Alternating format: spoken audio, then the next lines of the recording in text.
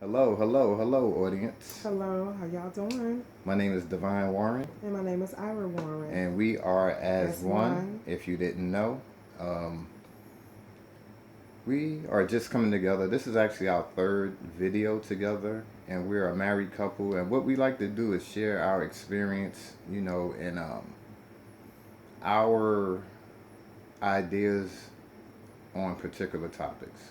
Um, the majority of our topics are going to be dealing with relationships, but we also going to talk about other life issues, whatever comes to mind, any range of issues, any type of issues.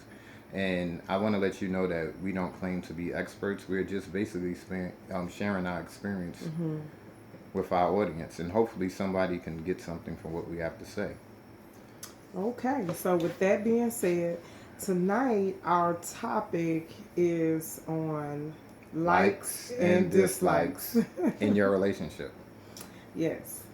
Um, I'm going to say, for me, that it can be difficult sometimes when you haven't lived with a person. I mean, so I'm kind of grateful that we spent time apart before we got married, because I was going through some things where I needed to really find who Ira was. But thank God for my baby. He really helped me to come to acceptance with some things that I was struggling with. Because you can have likes and dislikes with your own self, but you have to come to grips or admit that you do have some issues. Um, for instance, Honey and I cooked some spaghetti the other day. Yesterday, actually. Yes, we cooked some spaghetti And yesterday, meatballs. and he likes his spaghetti a certain way.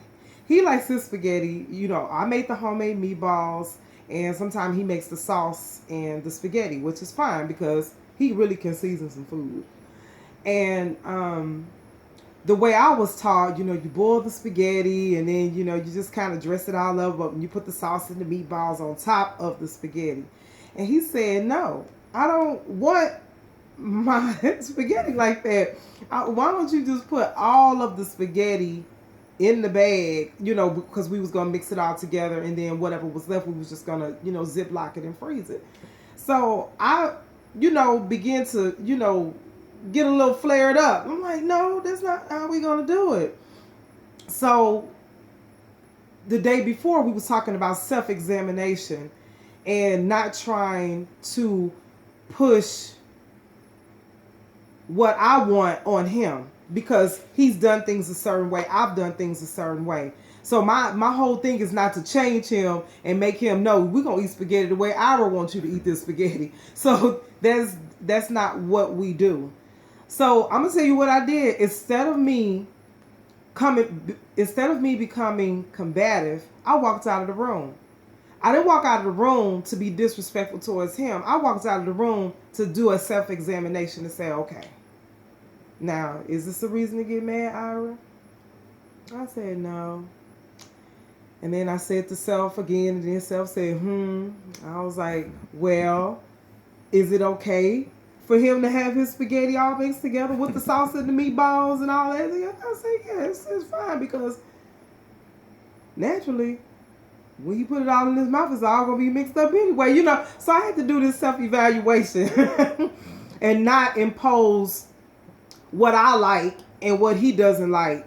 I have to continue to let him be his own person. And he wasn't saying it to be mean. That's just, and then now that I think about it, in the times that we have made spaghetti in the past, that's exactly how he eats his spaghetti. He doesn't eat it, as if we was going to a restaurant. He's not going to say to the chef in the back, "Oh yeah, brother, by the way, can you just go ahead and mix all that together?" So even when he gets his food at the restaurant, he'll sit there with his fork and he'll get it all mixed up and season it a little bit more, and that's how he eats his food.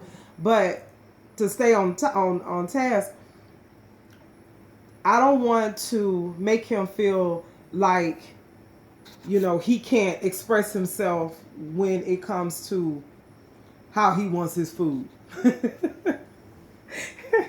And you know what's funny? Like she's basically saying exactly what happened, and you could see it as a joke, and we laughing about it and all that. But some people fail to realize that little stuff like that can put a stump in your relationship. And I'm gonna take it one step further. I know somebody who was actually in a relationship with a particular person, and when they did the courting process, you know, learning about each other and what the likes, dislikes, different kind of music. Do you like poetry? Like we did.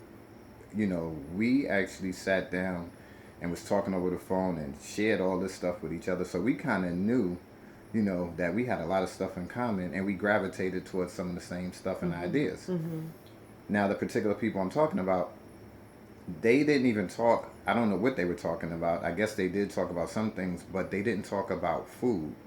And what happened was one of the particular people in the relationship, they had dietary like standards that they stood to. They didn't eat meat. So what happened was the particular dude that I know, he took her to a steakhouse, not knowing that she was a vegan. She didn't even eat meat. So now I say all this to say, you know, if in the process of them getting to know each other, if they would have actually shared how they are, you know, what they like to eat, you know, some of their individual stuff, they would have realized that this is something that they didn't have in common and it wouldn't have caused a problem. And needless to say, this little act, it started as a restaurant and it turned into an argument and they kept going on and it was like the little disagreement about them eating different stuff started to branch out and started to affect all areas of their relationship, and they ended up breaking up. And I remember talking to the particular guy, and he said that she said and he said the reason why they broke up was because they never dealt with the first issue of not eating the same thing. Wow. Now, you might sit here and be like, well, damn, they could have worked it out. But you don't know. When you put a little thorn in somebody, you never know how that thorn is going to affect them. So they put a thorn in their relationship from the beginning, not opening up fully to, you know, to each other. And then this came about, and then all of a sudden, they look a couple of months later, they end up breaking up because of a food issue. Wow. And I think that's so important, that you do, you know, sit down and talk about your likes and your dislikes. There's a lot of things I love about this man. I'm just going to be honest with you. I know a lot of people say, "Oh, you just saying that because you married." No. Well, I'm not. You know, the things that I do love about my husband is he's very, very considerate. He's nurturing, and that's real hard to find in a man. It's not too many men that's nurturing. When I say nurturing, if I take a shower and I have to be at work 2 hours before time, he'll say, "Babe, you need to take your shower at 6:30. You know, so your pores are closed. I don't want you to get sick. You know." And I thought it was kind of redundant. He would just like, take a sweater, put some socks on your feet, take a hat, get a scarf, you know, and I'm just like, dude, you know, chill out. It's not that, you know. And so I was saying in my mind, I was like, no, he's saying these things to me because he cares. It's not that he's trying to change me. He's trying to stop my crazy self from being sick. And I am feeling a little under the weather because it's very, very cold where I work at night. It's super, super cold. And he's only looking out for my best interest. And I just thought, you know, he was just being demanding and he was just trying to control me and tell me when to take a sweater. And I said that, and it sounds petty, don't it, ladies? Yeah, it does. He was just being caring and telling me, you know, Ira, take a sweater. Okay, so that's one of the things that I admire. So I had to calm myself down and say, he just cares. So chill out, girl. Another thing that I love about my husband, he meets my needs. I don't ever have to go to him and say, Divine, I need a pair of jeans. He'll say, babe, I noticed, you know, you had, you know, 2 pair of jeans and, you know, I done seen them pair before. Come on, you know, we're going to go get you another pair of jeans.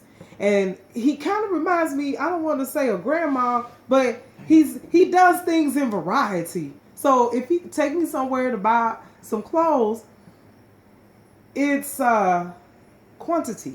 He buys me a lot of, things at one time. Like if it's a tank top or a t-shirt, he was like, okay, get that color. Get that color. Now, baby, get this color too. So this is how my grandmother was. She did stuff in variety. That's two. Or is it three? But anyway, that's two. It's two. Three is he takes care of the bills. That's another I love about him. No matter what, we want to do. I mean, of course, we do have our date nights and stuff like that. He'll say, okay, Ira, we need to take care of this, and this. Cool. All right, and I'm understanding. But I had this thing where I said, okay, cool, you paying the bills. All of our monies is going into one account as a whole. I was feeling some type of way. I was like, okay, well, you always telling me, what bill that needs to be paid. That's cool, but a sister needed, some allowance. Can I get a little money? So, I was like, I had this answer. I'm going to take my money and put it on the card, and I'm going to do what I want to do. So, it's not that he was trying to control the finances. Well, he is controlling the finances to make sure that everything is done correctly and everything is paid, but I was seeing it from a whole nother view. Okay, so on to number 3. No, that was 3. Number 4. Yeah, go on to number 4. Oh, I apologize. Public affection. Woo! Y'all, let me tell y'all something. we could be in ShopRite. Anyway. Anybody right. He's gonna show public affection. He don't care if President Obama standing next to us. He's gonna show public affection. He's gonna show public affection. And I'm not trying to get off, and I'm not trying to be nasty or nothing like that. He'll put his hand all in my pants. He be like, baby, I love you. He just does it. He was doing that so he could break the ice. Yeah, break the ice of me feeling insecure. And I'm like, because when I first moved to Philadelphia, to come here and be with him and get married and all that, I was like, this is weird. Don't do that. That's supposed to be behind closed doors. And he was like, I'm going to tell you right now, this is who I am. I show public affection to you, my woman. I love you. Get used to it. So I had to get used to, if I'm in aisle 10, he could be in aisle 2. Babe, holler. Then let everybody know that's my baby. We're at the store. Come on, let's. So, but it's some things I in some of the dislikes I felt that was dislikes to me. I thought he was like, the commander. No, we gonna do it this way. No. Because we both have strong personalities. They said, nah, like if we having a discussion about something, I know I'm rambling, y'all. If we have a discussion about something, and I was like, why is it that you never say, oh yeah, babe, I understand, I get what you're saying? He don't say that. He be like, no, let me tell you what it is. I read 599 books. I know. I read a lot. And he has read a lot of books. I just want him to give me a little prompt sometimes. I know a little something. But he'll go into this long history of what he knows. And I just like, okay. I was like, this brother know all this stuff. I said, where the money at? Come on now. I know you got some stats somewhere. I know you got some bank accounts somewhere where you done taught some seminars or something. He does know a lot. That's another I do love about him. He knows a lot of things. He's very wise. Well, thank you. It is just like we gotta have fun with this. We talking about serious topics. We talking about relationships and stuff like that. But at the end of the day, it's still about having fun with each other. Mm-hmm. We just wanted to be like, y'all are coming in our household and we're talking to friends. I'm not trying to sit here and act like Dictator Smith and this is the way you do it. This is the way you have to. No, we're just sharing our experience. And what comes from the heart, they say, touches the heart. Mm-hmm. So hopefully, you can get something and we can share something that may open your eyes up to something that you may not have been aware of. But, it was funny. I was just sitting there listening to Babes. And there's so many things that I like about her. But from the jump, the first thing that I could think of offhand, is we were able to converse with each other. We were actually able to talk about the things we like, dislikes, the problems we went through in our lives, different aspects, good aspects, bad aspects, all kinds of aspects. And it was funny because I remember when me and her first started talking, she said that she never has met too many men that talk like I do. You being, True. opening up, and sharing exactly how you feel. And then I explained to her that we're not taught to do that as men. Most of us aren't. We're actually taught not to show our emotions. Like they used to say, don't ever let them see you sweat. And all these other, Cry. ideas that they had. Don't cry in front of women. They'll use that to your disadvantage and stuff like that. It was all these falsehoods that was put out there, and I had to explain to her that a lot of men, like I said, we're not taught to do that. But me, I've always been able to communicate, open up, talk. That's always been a part of my personality. But like I said, when we first met, open line of communication. We were talking about everything from if her feet was hurting, legs was hurting, to Mm-hmm. days at work. Uh, if she was depressed, how I was feeling at work, Mm-hmm. stress. If it was, a new position I had got, all these stuff, kids, family members, we were able to talk about everything, and we were able to respect what each other was saying to each other. Mm-hmm. It wasn't no what I was saying was greater than what she was saying, and what she was saying was greater than what I was saying. We came together on the points that whatever she's been through, whatever I've been through, we're going to respect each other, and where we came from, and let both of us have our own individuality. Mm-hmm. One of the things, real quick, babe, one of the things I just want to say this is I happen to notice when people get in relationships, a lot of people tend to curve their beliefs, curve their feelings, curve the way they see things so that they could better fit what they think the other individual in the Ooh, relationship yep. wants them to be, Mm-hmm. or how they want them to act, or how they want them to look. Part of being in a relationship, you have to understand, is a unit, Mm-hmm. and then is the individuals that are in the unit. Mm-hmm. So within the unit, it shouldn't be one person being a dictator, dictating every movement that happens within the unit. Mm-hmm. I think a lot of people tend to forget that we both have our own identities, but within us having our own identities, we come together to form a loving unit, and just try to let our feelings, emotions, and what we want to do mesh with each other's Mm-hmm. feelings, emotions, and whatever. I think that's part of the problem that a lot of people have in relationships. Another thing, I was able to feel her intimacy through the phone. And what I mean by that, a lot of people equate intimacy See with what's. just touching and Mm-hmm. sex. Mm-hmm. Being intimate and having sex is actually two different things. Right. You can have sex without being intimate, and you could be intimate without having sex. Mm-hmm. I don't know if you understand that. Me touching her in a seductive manner, or me whispering her, hey baby, Mm-hmm. or stuff like that, those are forms of intimacy. It's no intercourse taking place. Right. So that was one of the things I noticed. We could stay on the phone for hours and hours and hours Ooh. and talk. And He like I would he said, would hang up. He was like, "Babe, I gotta go to work." mm-hmm, And then me, I'm a crybaby. I was like, "Okay," And then 10 minutes later, my phone is ringing. You okay? I can't leave you right now. You okay? And sometimes we would just fall asleep on the phone because we wanted to be near each other. And I think that is so powerful when two souls can come together and say, I want to be in your company. Because a lot of times people don't want to be in, you know, if you're married and you don't want to be in your husband or your wife company, that's a problem. Um, I love being around my husband. We have fun.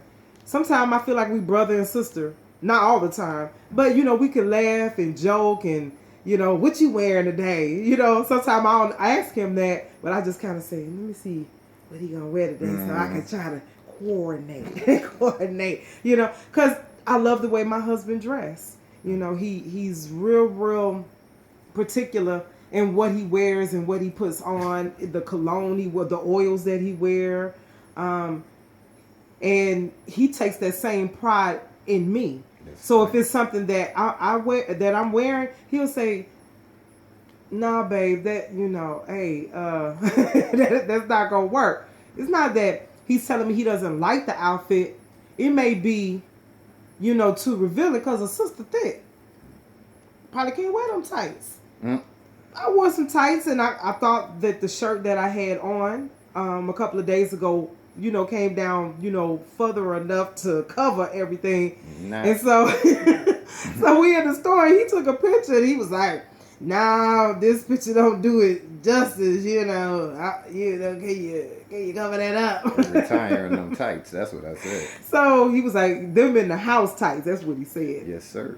So I respect that, because I want my husband to look at me only. I don't want everybody to look at me when I'm, going somewhere. So that has to be a dislike for me, because if he doesn't like, he was like, okay, if you say, well, what's it to you? That's the style. That's what everybody's wearing. Okay, that's everybody else.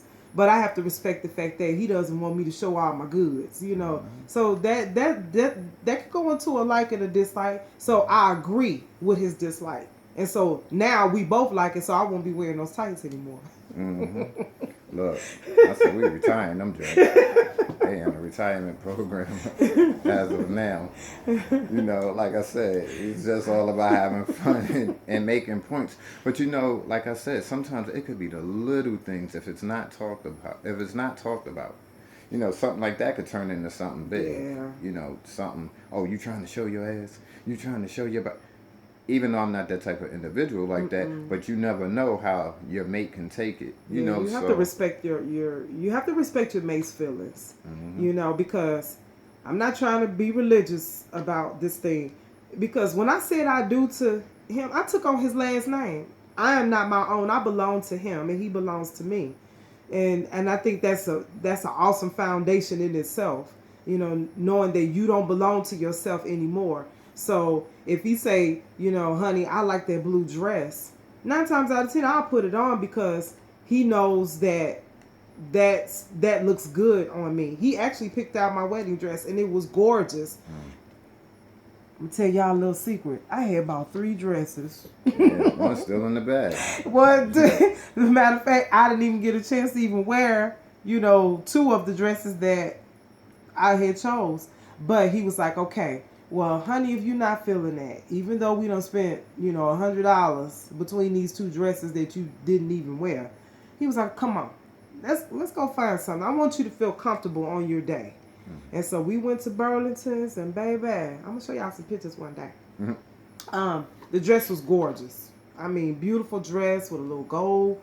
It was just nice, and I appreciate the fact that he chose something that he said, yes, I want you to wear that, and it turned out really nice. Yeah, no doubt. I have to agree. Another thing, like babe, she just expressing her feelings. Another thing is about what I could think of the honesty level that we had. We were able, like I said, we were able to talk about everything. And I always told her, even from day one, I said, you can tell me anything you feel, even if it may hurt me. I wanted to give her that opening so that she didn't feel like she had to hide certain things. I felt like we respected each other as individuals. Sometimes I have an issue, and she didn't mention this, but I have an issue with over talking people, especially when I know I'm right. So I'm gonna point that out about myself. Like if I know I'm right, and then somebody's telling me something and I know they're wrong, sometimes I have to be careful, because I'll overstep my bounds and start talking, like I'm correcting them. And I remember a couple of times she said she used to feel as though she was a kid or something. So when she made me aware of that, I figured that's something that I had to change, because I know that could become problematic. When somebody feels as though you're talking down to them, then they have all these mixed emotions, and then those mixed emotions could turn into resentments. And I didn't want no resentments to occur, because she was looking at it like as if I was trying to dictate or be her father, like a father type figure. You know what I mean? We always look at things now from one accord. That's another, I know a lot of people who are in relationships, and they have the us against them mentality. Now, why would you have the us against them mentality if you're in a quote unquote relationship? What kind of relations is that? If you're looking at your mate as if they're outside of the relationship, or almost like an enemy. Another thing, we're in it for the right reason. I didn't get married because I had nothing else better to do. you know, and I was one of them people, to be honest. I wasn't really even looking at marriage as a thing that I really wanted to do.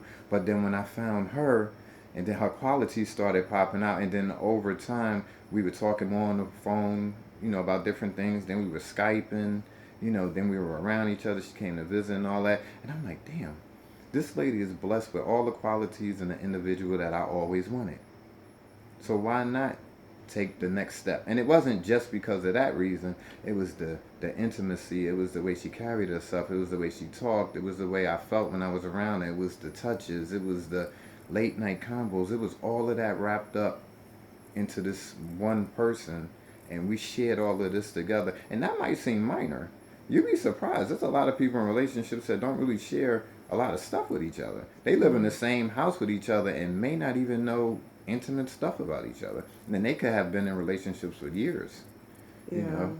It's funny when you said when you talk about the intimacy. When we first started talking on the phone, I said, "Well," he said, "Well, what do you do?" I said, "Well, I'm a massage therapist." She was like, "Oh, okay," you know. But I know he doesn't like hard massages. Divine is a No. baby, you know. No. When I No. start rubbing, get Oh, child, don't you start that. 5 minutes. I'll be out. 5 minutes into, you know, we just chilling or watching TV, you know, we laying next to each other and we're talking. God forbid I start rubbing on him and he's out. And he was just like, you know what, I really love your touch. Mm. You know, he said you have Sensitive. He said you have a nice, you Warming, know, touch. comforting. Yeah, so we have gifts that we both bring to each other. You know, he has this gift of pushing me to be the best me. He has a gift of pouring wisdom into me. He has a gift of, you know, recognizing things way before I see it, because I'm the type of person, I'm like, I'm all willing. I'm one of these, hey, you know, I'm ready to go. He, you know, he's the one, he's in the background. He's the background singer and I'm the lead singer. You know, he's like, you know, Ike and I'm Tina, you know, he's like, you know. So no, it's not like a eat the cake and a maid kind of thing. So I don't want y'all to think, you know, yeah, that's what he's doing. And I No. Jay-Z. So yeah, he pushes me to, you know, bring out the greatness in me. He said, you know, he said, baby, you're talented, you know, get out there and you know, and do some things, you know, because I'm one, I worry. I'm not gonna lie, it's a sin. I get it. Stress and all the other stuff come with that, fear, doubt, and all that. And he said, you know what, you need to learn how to relax. You know, and then I was, you know, again in my mind, you telling me how to feel. He said, no.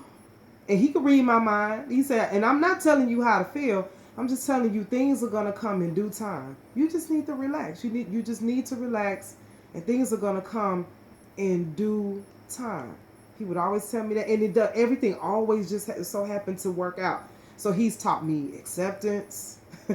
He's taught me how to give of myself more. He's taught me, you know, to be a more trustworthy person, because I was one of those that would hold back something. So I was like, if it don't work out, I got you. I'm out of here. The first 10 months, I'm just being real. When I moved here, I was ready to just run. I was like, I can't do this. I was already, he was like, why? He said, I love you. Why you want to run every time the going gets tough? He said, it bothers me when you tell me you're ready to go. I don't want you to leave. I care about you. And, you know, I wasn't being sensitive to how he felt about that. So I had to work on that. And I probably recently said something close to that, but I shouldn't be saying that, because I know that I love him and I know that he loves me. So it's some things that I still need to work on. We both have things that we need to work on.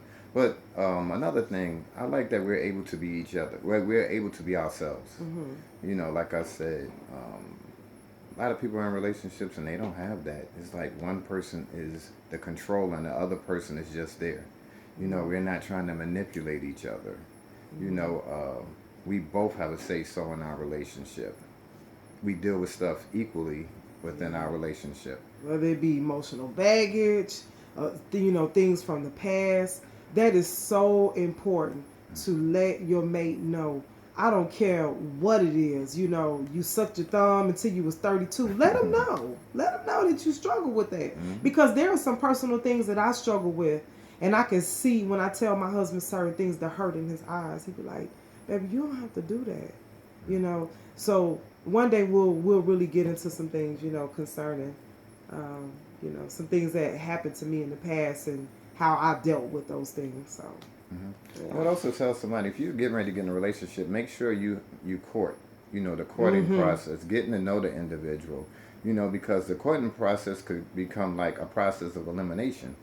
If you're in the courting process and you see that y'all don't really have nothing in common other than she has a nice ass and you just trying to make love or have sex or whatever, if that's it, then you might need to look at it from a Mhm. different angle because if it's only about that, then it's probably not going to last. You know Mhm. what I mean? Don't put unrealistic expectations on people. Keep in mind that they are human just like you are. You know, I try not to do that with anybody. You know, I have to look at myself and look at what I can do and what I'm capable of doing. Mhm. You know, if I'm capable of being negative, another person can be capable of being negative. Wife, girlfriend, mistress, whoever you want it to be. If I'm capable to lie, someone else could be capable of lying. You know, so don't put these unrealistic expectations on people, and then they don't even know anything about your expectations, and then you want them to live by expectations that they don't even know about. Another thing I would tell people: share, open yourself up. Mhm. You Be have to bring them honest. walls Yeah. down. Because Mhm. how would they ever get to know you, know anything truly about the true you that resides inside if you don't let it out? Yeah. You know, That's so true. That can is y'all live true. together? Yeah. Do y'all encourage each other to lift each other's self esteem up higher? That's it. You know, so there's a lot of things. We'll probably have to do a part two to this. You know, Mhm. another thing, main thing, we almost forgot. We could do it at 35. Another main thing, infidelity. Whoo. Because that's like one of the main things. Let me put it this way. Sometimes when somebody does something over and over and over, they've done it so much in their lives, like flirt or whatever it could be, or Mhm. say little slick stuff to people, or talk to people and not even pay attention what they're doing for real, for real. When somebody does something for so long, it becomes a part of them. It Right. becomes a part of their character. So they don't even see it as if they're doing something wrong. They just see that they're always doing what they've been doing. Right. Especially if nothing, like if they're not reprimanded. And I'm not talking about you whipping their ass or nothing like that. I mean, if you don't bring it to their attention that it's something wrong. You know, that's something to think about. You know, social media. Social media, it goes on a lot in social media.